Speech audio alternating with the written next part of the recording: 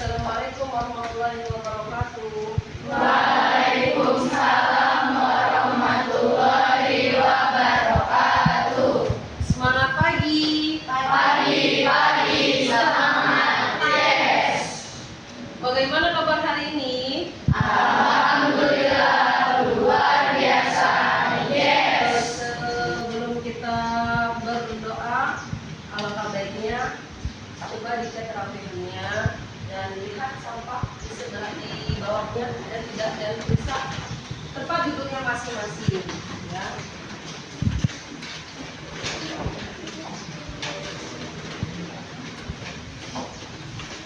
Dari karena kebersihan itu adalah sebagian dari Iman. ya, kerapihan itu adalah nyaman. Coba kalau kalian rapi nyaman. Selanjutnya kita berdoa dulu sebelum mulai pelajaran hari ini. Kalau kasih, tolong diri dulu.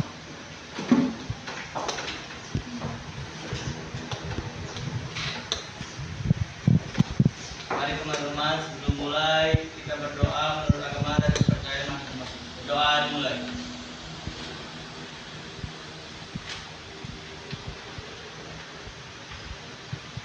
Berdoa selesai. Memberi salam. Assalamualaikum warahmatullahi wabarakatuh. Waalaikumsalam warahmatullahi wabarakatuh. Untuk hari ini siapa yang tidak hadir? Ada? Ada yang tidak hadir hari ini siapa?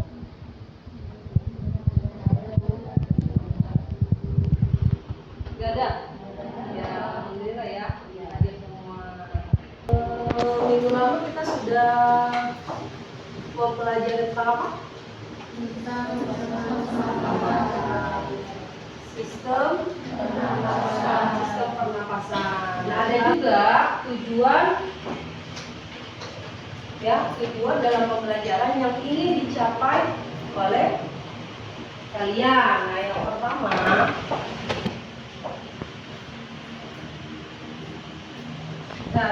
apa?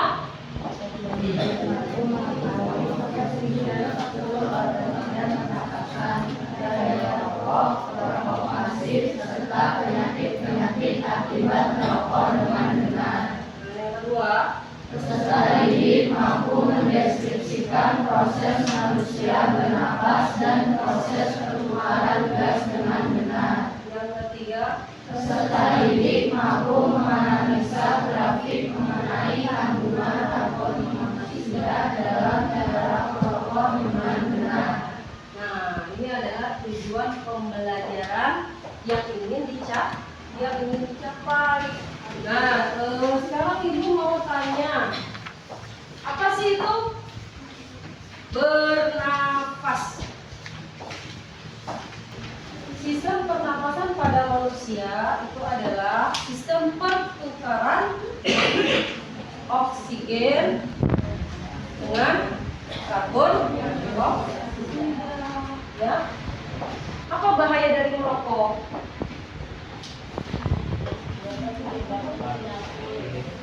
Apa bahaya merokok? Ya, bahaya merokok adalah dapat menyebabkan penyakit. Nah, tentang sistem pernapasan pada manusia ini kita perhatikan, kita simak baik-baik ya. Manusia, hewan maupun tumbuhan, sebagai makhluk hidup, kita perlu oksigen untuk hidup. Waktu bernafas, kita mempunyai organ-organ yang bekerja sama dan membentuk sistem organ yang bekerja mengatur oksigen yang ada di lingkungan hidup sampai pada setiap sel yang kita butuhkan. Oksigen ini tidak tersedia di dalam tubuh makhluk hidup. Kita mendapatkan oksigen dari lingkungan sekitar kita. Bernafas artinya kegiatan menghirup atau memasukkan oksigen dari lingkungan hidup dan mengeluarkan karbon dioksida dan uap air melalui alat pernafasan kita. Kali ini kita akan mempelajari lebih lanjut tentang organ-organ pernafasan manusia.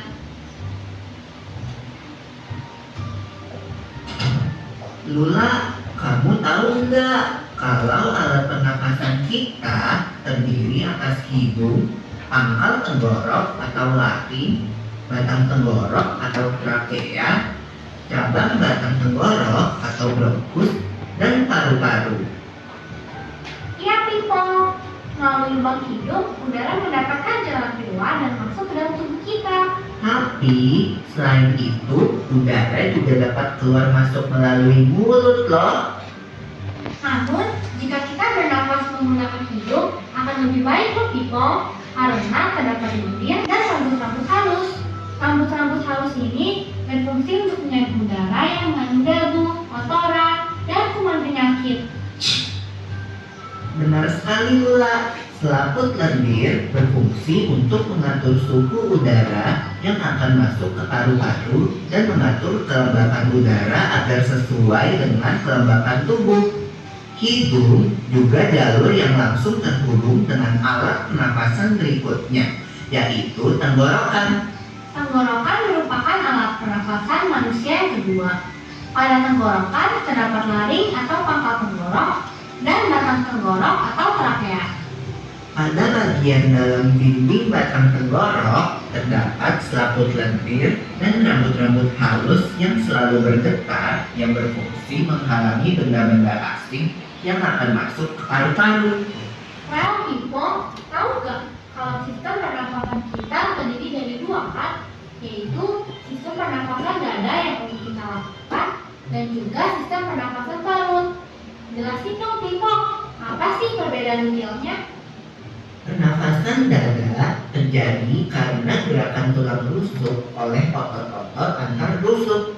Pengambilan udara terjadi saat otot antar rusuk berkontraksi atau mengerut, sehingga tulang rusuk terangkat ke atas menyebabkan rongga dada dan paru-paru membesar.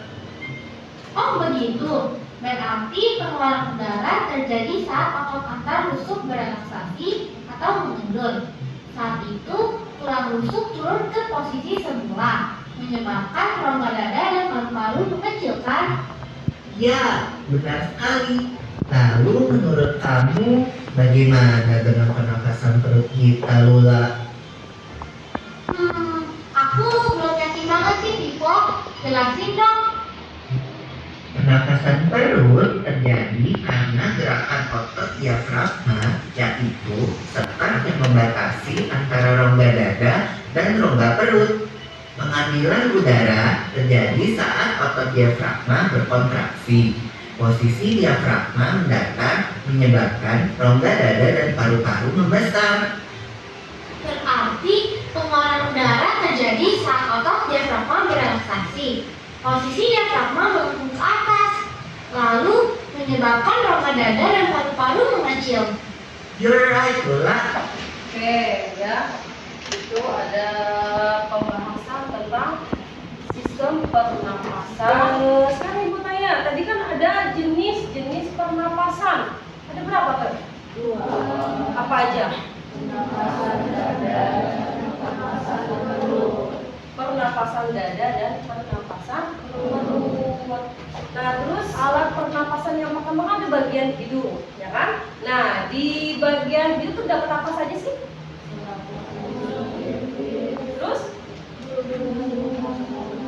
Terus, nah di bagian rongga hidung itu terdapat rambut hidung, ya. Terus yang kedua ada selaput lendir, yang ketiga ada konkal. Tadi kan rambut hidung ya, fungsi untuk apa sih? Menyaring udara yang masuk. Dia menyaring debu dan kotoran yang masuk dalam udara, ya, bersama udara. Nah yang kedua ada selaput lendir, fungsinya untuk apa? Ya, penyangkal kotoran, ya. Nah selanjutnya kita speaking dulu ya, kita nyanyi lagu alat pernapasan, tapi menggunakan nada anak kambing saya, ya. Kan nadanya mana di mana pertengahan datang bisa ya. Warna di suaranya.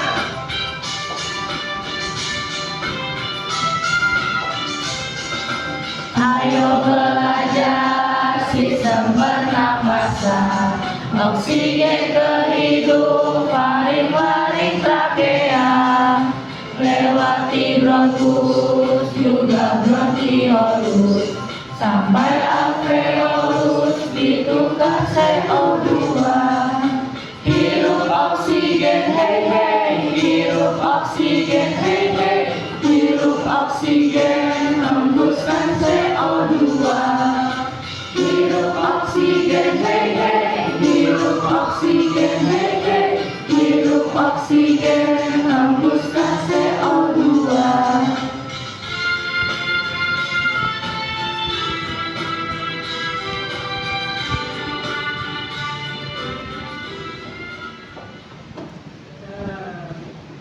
Bagaimana, masih semangat? Nah, selanjutnya ada bahaya rokok bagi pernapasan. Kita lihat ya. Walaupun banyak peringatan tentang bahaya merokok, faktanya tetap saja banyak orang yang merokok. Bahkan Indonesia merupakan negara ketiga dengan perokok terbanyak di dunia setelah Cina dan India. Seperti apa sebenarnya bahaya rokok bagi kesehatan? Ini kata dokter.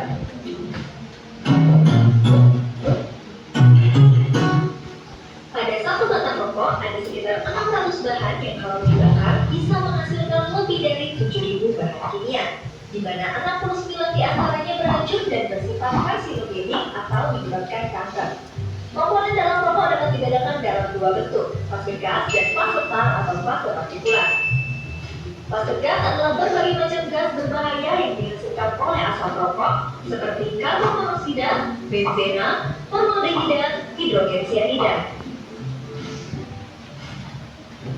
Karbon monoksida, gas beracun yang mudah berikatan dengan hemoglobin di sel darah merah, sehingga hemoglobin yang seharusnya berikatan dengan oksigen malah berikatan dengan karbon monoksida dan menyebabkan jaringan tubuh kekurangan oksigen. Jika terjadi terus-menerus juga bisa menyebabkan kerusakan dinding pembuluh darah. Benzena, senyawa yang bersifat karsinogen dapat meningkatkan risiko leukemia atau kanker darah.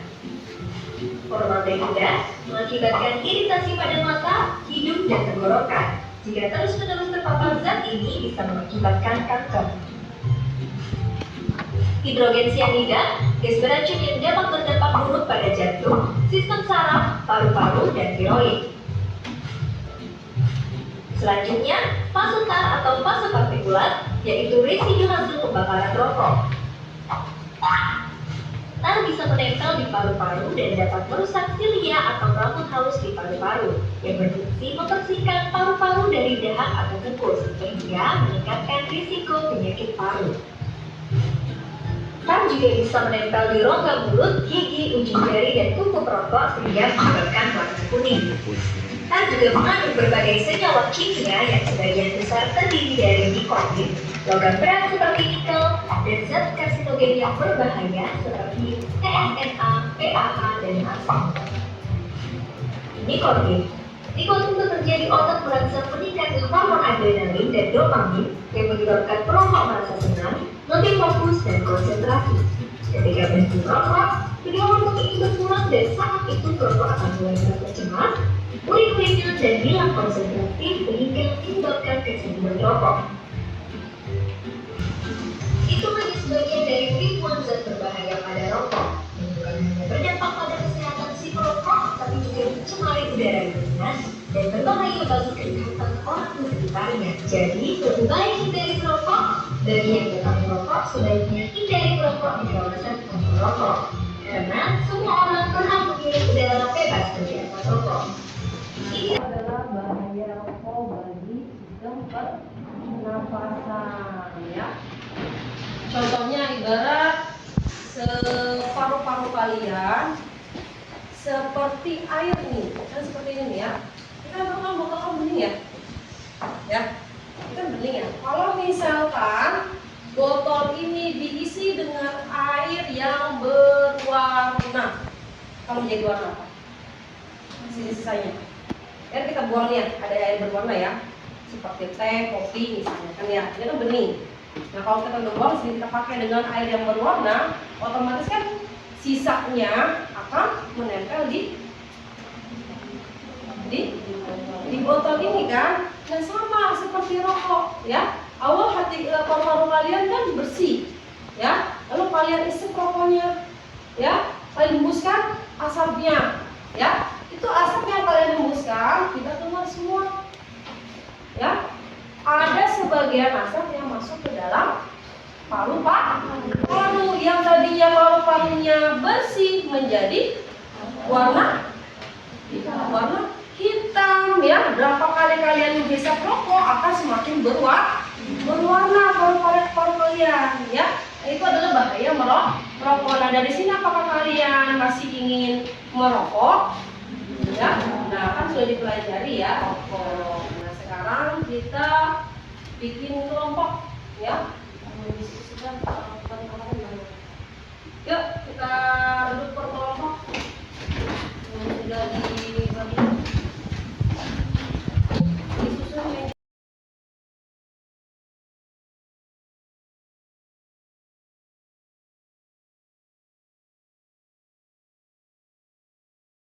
Nah ini aku bagikan lembar kerjanya. Nanti di sini kalian bisa menjawab di kertas yang kosong, ya. Dan ada karton, kalian membuat grafik, ya, masing-masing kelompok.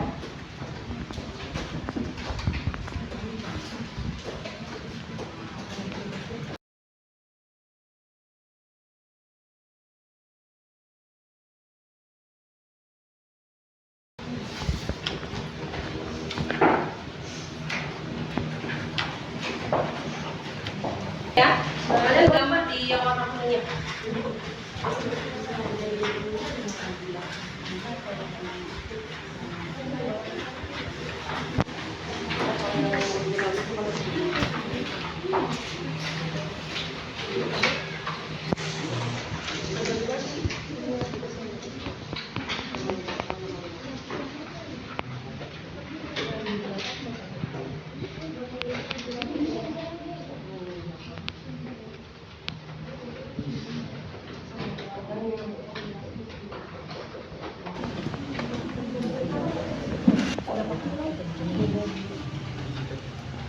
Tulis dulu semuanya ya, bagian grafik awal sampai ke bagian sampai 5 biar tahu perbedaannya.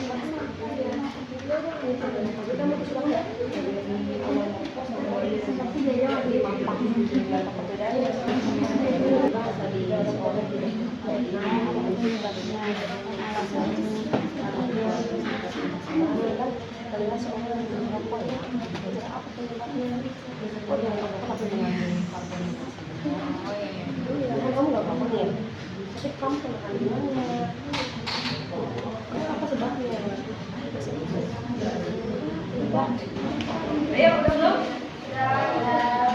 Yuk. Oke, coba kita tes dulu biar sekolah pagi. Semuanya berdiri ya. Kita tepuk pernapasan. Ya, tepuk pernapasan.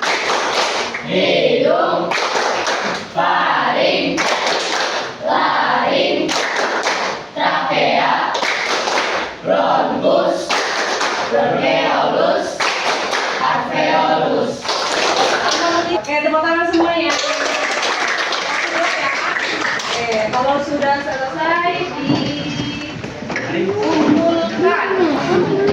Ya, sambil diperhatikan teman kita ingin mempresentasikan hasilnya ke depan. Ya. Assalamualaikum warahmatullahi wabarakatuh. Waalaikumsalam warahmatullahi wabarakatuh. Nah, kami dari kelompok 1 ingin mempresentasikan hasil kelompok kami. Sebelumnya, perkenalkan, nama saya adalah Erwan Minan yang Mudina. Nama saya Gabriel Rafael Rahwan. Dan selanjutnya kita akan mempresentasikan hasil kelompok kami sendiri. Di sebelah saya yaitu ada grafik kadar karbon monoksida dalam darah berdasarkan konsumsi rokok per hari. Jika perokok merokok satu harinya 1 pak, yaitu sekitar 20%. Jika 2 pak yaitu 40%. Jika 3 pak yaitu 60%, 4 pak 80%, dan 5 pak yaitu 100%. Lalu mengapa yang tidak perokok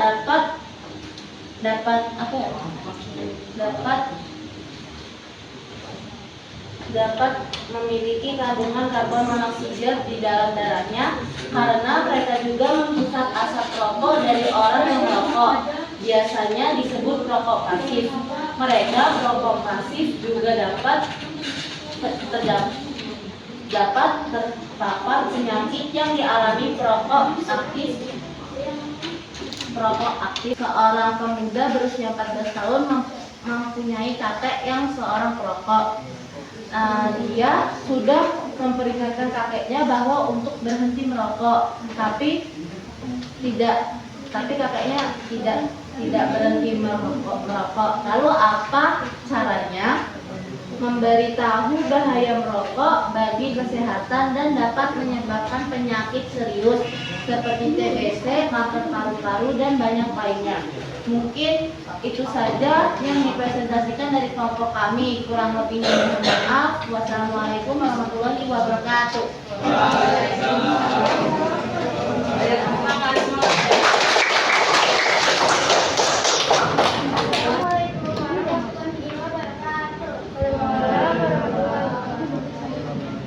Kami dari kelompok 4 ingin mempresentasikan hasil kerja kelompok kami.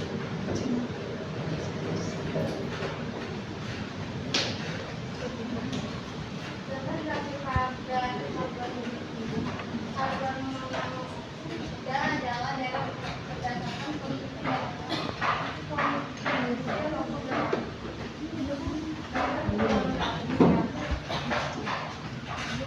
Pada grafik tersebut terlihat seseorang yang tidak merokok namun memiliki kandungan karbon monoksida di dalam grafik apa penyebabnya. Menurut saya karena mereka juga mengkonsumsi rokok serta kandungan bahan kimianya secara tidak sengaja, sehingga mereka pun dapat terpapar penyakit seperti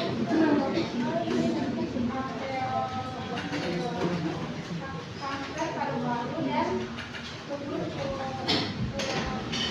saya dengan cara memberitahu dan menjelaskan kepada mereka bahwa merokok merupakan aktivitas yang berdampak merugikan bagi kesehatan individu, keluarga, masyarakat, dan lingkungan baik secara langsung maupun tidak langsung. Sehingga tentu saya mengendalikan dampak rokok terhadap kesehatan terlebih sampai sudah masuk usia dan sangat membahayakan kesehatan. Sekian dari kelompok kami. Wassalamualaikum warahmatullahi wabarakatuh. Waalaikumsalam warahmatullahi wabarakatuh. Oke, tepuk tangannya. Nah, dari hasil yang kalian presentasikan, apa kesimpulannya? Yang dapat kalian ambil? Kesimpulannya apa? Ya, terus jadi kesimpulannya adalah walaupun kita tidak merokok, ya kan? Nah, kita juga juga bisa menghirup asap dari rokok tersebut. Nah, lihat jawabannya di depan dari hasil kalian presentasikan. Nah, prediksi kadar karbon monoksida dalam darah ya. Ini ada dalam diri perokok. Yang pertama, kalau kalian mengonsumsi, kalau si perokok mengonsumsi 1 pak rokok, itu perbandingannya adalah 20 ya kalau 1 bungkus rokok. Nah, lihat di sini. Mengapa seorang yang tidak merokok namun memiliki kandungan karbon monoksida di dalam darahnya? Seseorang yang tidak merokok bisa memiliki kandungan karbon monoksida di dalam darahnya karena menghirup asap dari pembakaran rokok teman atau keluarganya. Makanya kalau diajak merokok, kalian jauh dari yang merokok ya. Bagaimana cara memberitahu orang tua atau kakek tentang bahayanya merokok? Itu terlanjur tinggi ya. Yang ketiga tuh ya. Yang pertama, sengaja batuk saat di dekat kakek yang sedang merokok dan jelaskan tentang provokasi. Jadi kalau kalian ada yang merokok, kalau misalkan tidak bisa dibicarakan dalam lain, nah boleh tuh kalian sengaja batuk-batuk ketika kakek kalian sedang merokok gitu ya. Nah, yang kedua, tegur bau asap dan tubuhnya yang berbau rokok. Yang ketiga, perlihatkan gambar perokok yang sedang sakit. Selanjutnya, katakan bahwa uang yang dipakai untuk beli rokok sangat berguna jika dia memakai untuk beli makanan atau sekedar menabung. Ya, paham ya? Itu adalah konfirmasi jawaban yang telah kalian diskusikan. Jadi, apa sih kesimpulan dari hasil materi hari ini? Nah ya, bernapas adalah sebuah proses menghirup oksigen dan melepaskan karbon dioksida dengan menggunakan alat atau organ pernapasan. Nah, yang kedua, alat pernapasan manusia itu terdiri dari apa aja tadi? Hidung, laring, trachea, bronkus, bronkiolus, dan alveolus. Lalu pernapasan yang ketiga, rokok berbahaya bagi manusia karena kandungan nikotin, karbon monoksida, tar dan benzena yang bisa menyebabkan paru-paru mengalami radang, bronkitis dan pneumonia. Ya, paham? Untuk materi kita, apakah pembelajaran hari ini menyenangkan? Untuk pertemuan berikutnya kita akan belajar tentang apa? Jelaskan pernapasan. Masih peredaran darah ya, kita masih siap dirapikan.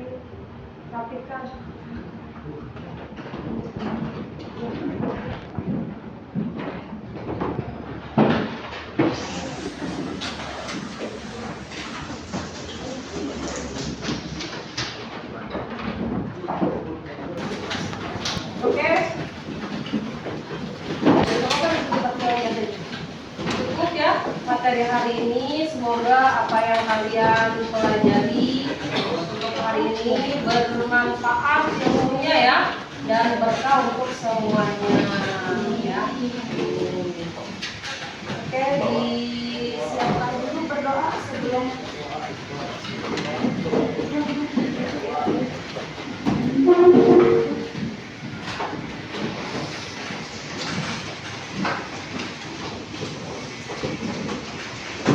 pulang kita berdoa menurut agama dan kepercayaan masing-masing. Berdoa dimulai.